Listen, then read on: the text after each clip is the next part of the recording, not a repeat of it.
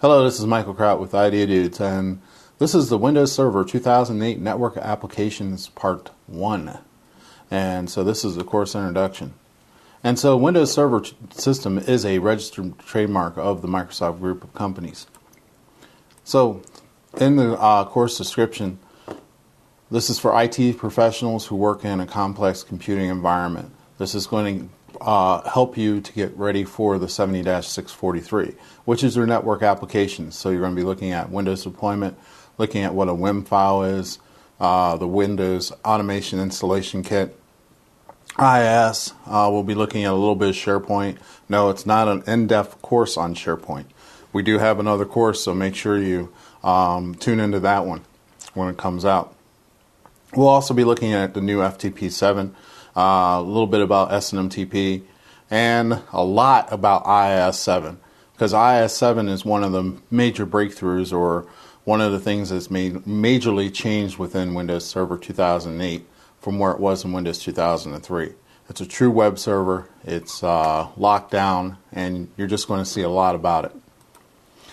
Some of the topics, like I said, will be Windows Deployment Services. And Windows Deployment Services replaces RIS, which is Remote Installation Services. Remote Installation Services allows us to be able to deploy an image into our environment, to a bare metal machine. So we can get to a point where we get into a light touch and zero touch environment when we use SMS or Systems Configuration Manager, SCCM 2007. And so we'll be looking at virtual machines also. We'll look at Windows activation, Windows server storage. So we'll be looking at things such as the virtual disk system, and we'll be looking at how Hyper-V is different from virtual server and also from Microsoft Virtual PC. We'll look at a little about failover clustering, network load balancing, and we'll be looking at terminal services. So these are some of the things that we're going to be going over in this course. Now there are 3 parts to this course, so tune into each one, and we'll be getting in more in depth. We'll also be giving you an overview of what you need to study for the exam. So the course objectives, again, we're going to deploy Windows Server 2008 and a client operating system, implementing a Windows activation infrastructure. So we'll be looking at how we can activate volume license agreement type of machines. Configuring server storage, so we'll be looking at the disk manager, we'll be looking at virtual disk services, VDS, and how that all goes together. Look at the iSCSI and SAN infrastructure. Describe server clustering, looking at failover clustering, and also network load balancing. Also, DNS round robin. Yes, that is a clustering ability. Deploy a terminal server. You'll see how the terminal server has changed from where it was in Windows 2003. Now it's a total solution, because we have a remote app, we have TS web access.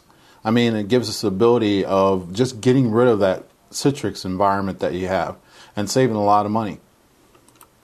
And then configuring terminal services. And publishing applications using remote app, which remote app allows us to be able to stream our application right onto the desktop as if the individual was right on using the actual application on their desktop, but it's actually being run off of the terminal server. So what are the course prerequisites? You should have a solid foundation level understanding of Microsoft server operating systems and common internet technologies. You should have taken Windows Server 2008 Config Part 1, Part 2, and Part 3. And also Windows Server 2008 Network Infrastructure, which is the 70-642. See, the other one, Windows Server 2008 Config, was 70-640. So the 42, which is Part 1 and Part 2. And then we have the 70-643, which is Part 1, Part 2, and Part 3. So you're taking Part 1 right now.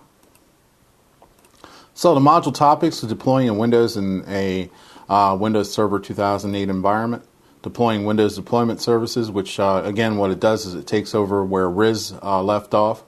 So we'll be able to push out images for Windows 2008, Windows 7, Windows Vista.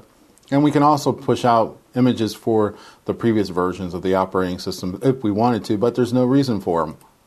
And then deploying virtual servers and virtual machines. And that's what we're doing is consolidating. We're taking what we have in a physical machine, we're putting into a bunch of them onto a high power machine and a virtualization environment. That's the way we're going.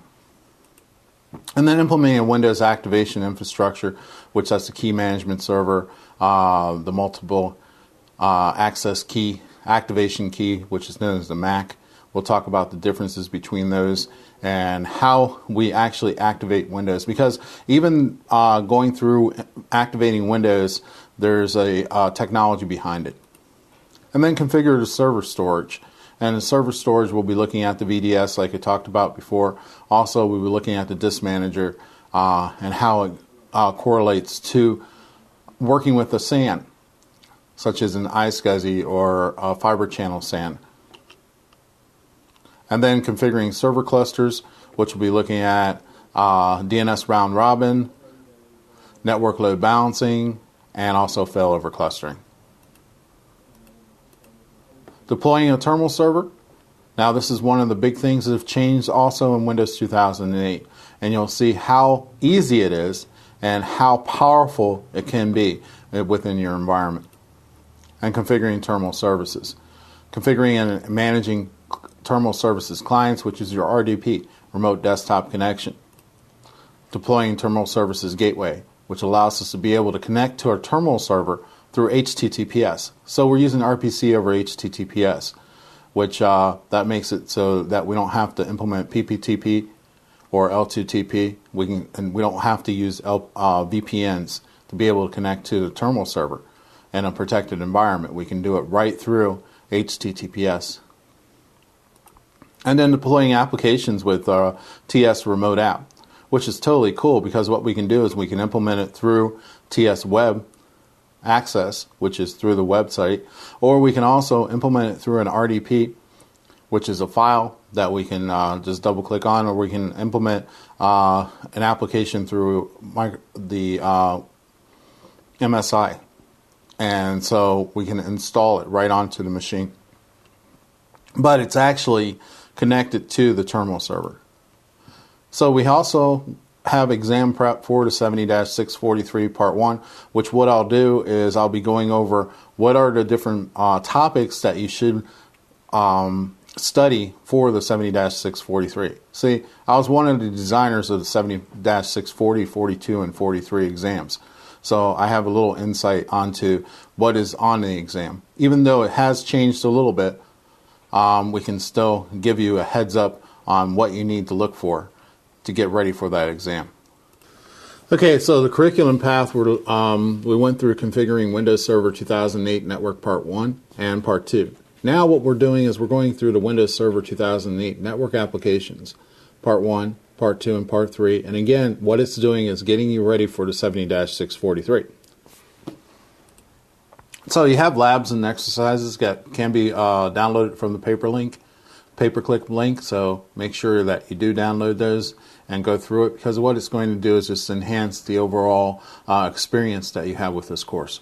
If you have any questions or comments, you can put them in the GoGo box at the bottom of the video. Let's get started.